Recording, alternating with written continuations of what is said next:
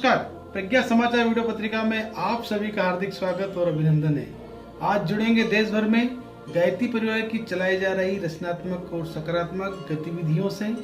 21वीं सदी का केंद्र शांति कुंज हरिद्वार से युग निर्माण योजना का शंखनाद युग ऋषि आचार्य श्री राम शर्मा जी ने मानव में देवत्व का उदय और धरती पर स्वर्ग के अवतरण के पावन और पवित्र उद्देश्य को लेकर प्रारंभ हुई है, जो जन जन तक साकार नजर होती दिखाई पड़ रही है।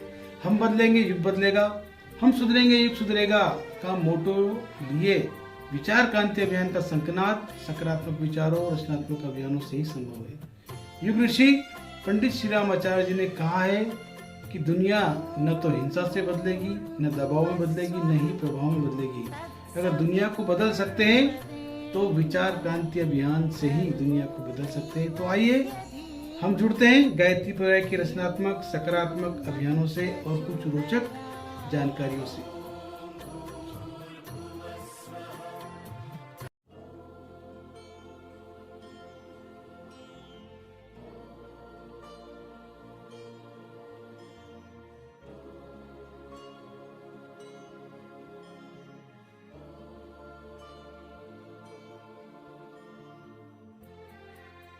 खबरों की शुरुआत करते हैं शांति कुंज हरिद्वार से, जहां पर पधारे शांति कुंज में उत्तराखंड के मुख्यमंत्री। देवभूमि उत्तराखंड के नवनियुक्त माननीय मुख्यमंत्री पुष्कर सिंह धामी जी का गायत्री तीर्थ शांति कुंज हरिद्वार में आगमन हुआ।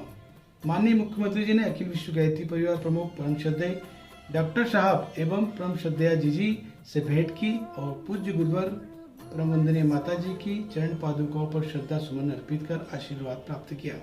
अखिल विश्व गायत्री परिवार के रचनात्मक आंदोलन से पूर्व ही प्रभावित माननीय मुख्यमंत्री जी ने जन आस्था के केंद्र शांति कुंज हरिद्वार आश्रम के माध्यम से किए जा रहे कार्यों की मुक्त कंठ से प्रशंसा की और युग तीर्थ से विशेष ऊर्जा की अनुभूति कर अभिभूत हुए।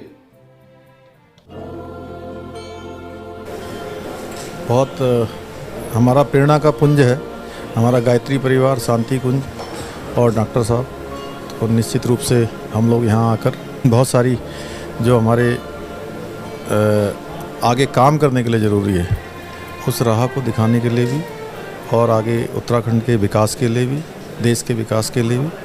और मैं सभी को अपना धन्यवाद करता हूँ। बड़ा हैं गायत्री परिवार से जुड़े हुए सभी भाई बहनों को मैं अपना धन्यवाद अर्पित करता हूँ।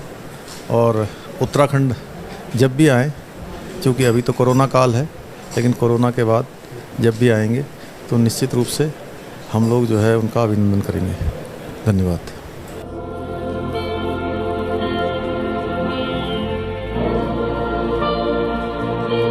खबरों में आगे हम देखते हैं शांति कुंज हरिद्वार से विशेष संदेश। युग ऋषि की अमृतवाणी में आस्था संकट पर युग ऋषि आचार्य श्री राम ने विशेष मार्गदर्शन और आशीर्वाद प्रदान किया है। आस्था संकट सबसे बड़ी चुनौती। परम पूज्य गुरुदेव ने आस्था संकट को इस युग की सबसे बड़ी चुनौती कहा है।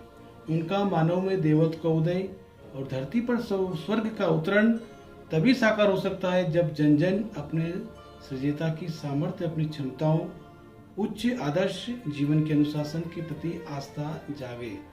आज लोग पूजा पाठ, व्रत, अनुष्ठान, कथा, प्रवचन करते सुनते तो पहले से कहीं ज्यादा दिखाई देते हैं, लेकिन जन आस्थाओं को अभिष्ट दिशा देते नहीं दिखाई पड़ते। धर्म व्यवसाय बनते जा रहा है, तीर्थ पर्यटन के केंद्र बनते जा रहे हैं। भक्तगण अपने लोभ मोह अहंकार की पूर्ति के लिए सस्ते चढ़ावों से भगवान को रिझाने के गौरव धंधे में व्यस्त दिखाई देते हैं। परम पूज्य गुरुदेव कहते हैं कि यदि जन आस्थाओं को सही दिशा दी जा सके तो लोगों में जियो और जीने दो की प्रवृत्ति जाग जाए। लोग भ्रम भ्रांतियों से उबरें और अपने कर्म को पवित्र बनाने व कौशल को बढ़ाने में जुट जाएं। श्रम और देवियों भाई, थोड़ी सी बातें ऐसी हैं जो आपको गांठ बांध करके रख लेनी चाहिए और कभी भूलना नहीं चाहिए। तो आप गांठ बांध के रखना, कभी भूलना मत। एक बात मुझे आपसे ये कहनी थी, आप किसी विशेष उद्देश्य को लेकर के विशेष प्रयोजन के लिए इस विशेष समय पर पैदा हुए हैं। ये युग के परिवर्तन की वेला है। आपको दिखाई तो नहीं पड़ता, पर मैं आपको कह सकता हूँ और मुझे कहना चाहिए, आप जिस समय में पैदा हुए हैं ये साधारण समय नहीं है, असाधारण समय है। इस समय में युग तेजी के साथ में बदल रहा है। आपने देखा नहीं किस तरीके से हेरफेर परिवर्तन विश्व की समस्याओं में होते हुए चले जा रहे हैं। विज्ञान की प्रगति को आप देख नहीं रहेगा, ऐसी ऐसी चीज़ें बनती हुई चली जा रही हैं।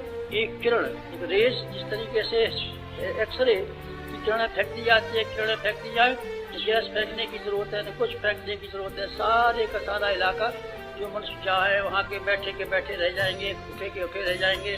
चलने फिरने के लिए कोई मौका नहीं आएगा। ऐसे ऐसे वैज्ञानिक हथियार तैयार हो रहे हैं कि दुनिया का सफाया करना हो तो बहुत जल्दी सफाया हो सकता है। विनाश की दिशा में विज्ञान के बढ़ते हुए चरण इस तेजी से बढ़ रहे हैं। अगर चाहे तो एक खराब दिमाग का मनुष्य सारी दुनिया को, इस सुंदर वाले भूमंडल को, इसको बनाने में लाखों वर्ष तक मनुष्य को श्रम करना पड़ा, इसका सफाया किया जा सकता है। आज ऐसा वक्त है। इंसान जितना घटिया होता चला जाता है, घटिया आदमी इतना पहले कभी नहीं हुआ था। दुनिया के पर्दे में इतिहास ये बताता है कि मनुष्य इतना घटिया आदमी कभी नहीं हुआ। आदमी समझदारी के हिसाब से बढ़ रहा है, विद्या उसके पास ज्यादा आ रही है, समझदारी ज्यादा आ रही है, पैसा ज्यादा आ रहा है, अच्छे मकान ज्यादा आ रहे हैं, सब चीज ज्यादा आ रही है। ईमान के हिसाब से और दृष्टिकोण के हिसाब से आदमी इतना कमजोर, इतना घटिया, इतना स्वार्थी, इतना चालाक, इतना बेईमान, इतना। खबरों में आगे बात करते हैं गायत्री परिवार बुधनी की। तो बुधनी गायत्री परिवार एवं नगर परिषद बुधनी एवं वन विभाग के सहयोग से एकलव्य आदर्श आवासीय विद्यालय बुधनी में किया गया वृहद वृक्षारोपण अभियान। अखिल विश्व गायत्री परिवार शांति कुंज के निर्देशानुसार वृक्ष गंगा अभियान के अंतर्गत 251 फलदार छायादार औषधि युक्त पौधों का रोपण किया गया। इस मौके पर वहां मौजूद परिवार के लोगों ने कहा कि किसी भी इमारत की मजबूती उसकी बुनियाद पर निर्भर करती है। इसी प्रकार हमारे जीवन की बुनियाद पेड़ पौधों पर निर्भर है, वही हमारे जीवन का आधार है, क्योंकि वृक्षों द्वारा खेड़ी गई ऑक्सीजन हमें सांस लेने में उपयोग करते हैं। इतना ही नहीं, वृक्ष जो पानी जमीन से अवशोषित करते हैं उसे वह पत्तों के द्वारा वाष्प के रूप में छोड़ देते हैं, जो वाष्पीकृत होकर वातावरण में नमी बनाए रखती है, जो बरसात में काफी मददगार साबित होती है। वृक्षों के इसी महत्व को बताने के लिए लोगों में जागरूकता का प्रचार प्रसार किया जा रहा है।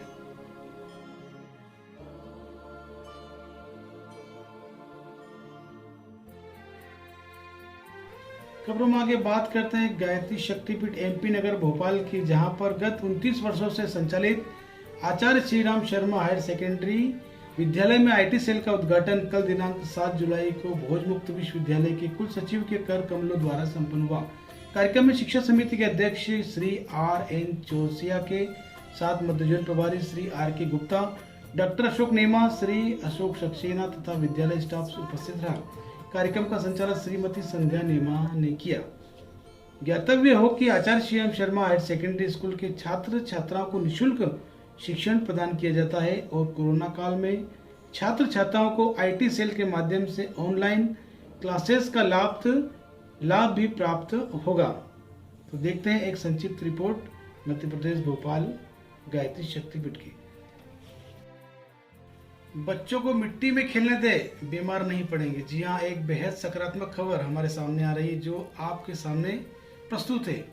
अक्सर खुद तो मिट्टी और कीचड़ से भागते ही हैं, साथ ही अपने बच्चों को भी इससे दूर रहने की हिदायत देते हैं। हमें लगता है कि बच्चे मिट्टी में खेलेंगे तो बीमार पड़ जाएंगे, लेकिन ऐसा नहीं है। बच्चे बीमार नहीं पड़ेंगे बल्कि शरीर और मजबूत होगा।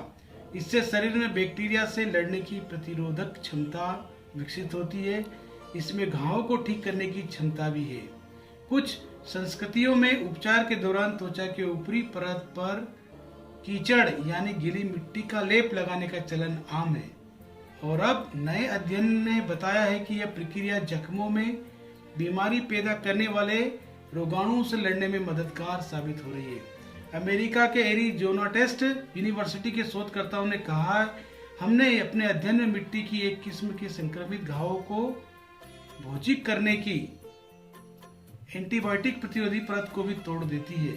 बैक्टीरिया जब किसी मेशिका की सतह से पकता है तो बायोफिल्म सा लेता है। यह बायोफिल्म सुरक्षात्मक कोटिंग एंटीबायोटिक के लिए प्रतिरोधी हो जाता है। यह खास मिट्टी इसे भी भेज जाती है। फिजिशियन जिन संक्रमणों के बारे में बताते हैं उनमें से निहाई में ये बैक्टीरिया मौजूद होते हैं। बायोफिल्म बैक्टीरिया में पाई जाने वाली एक तरह की जीवन शैली है। यह कोशिकाओं के बीच संवाद की एक जटिल प्रक्रिया है, जिसके चलते कुछ खास तक के जीन का नियमन होता है। इसका प्रभाव कोशियों के बाहर रहने वाली मैट्रिक्स पर पड़ता है। यह मैट्रिक्स किसी भी बायोटिक फिल्म की बुनियाद होती है। इसलिए बच्चों को और स्वयं भी मिट्टी से परहेज न करें और कुछ समय मिट्टी के साथ बच्चों को जरूर खेलने दें। सकारात्मक खबरों से जुड़ने के लिए आप सभी का धन्यवाद और निरंतर देखते रहे गायत्री परिवार की रचनात्मक गतिविधियां प्रज्ञा समाचार द्वारा, और मिलते हैं अगले क्रम में जल्द ही। जब तक के लिए नमस्कार।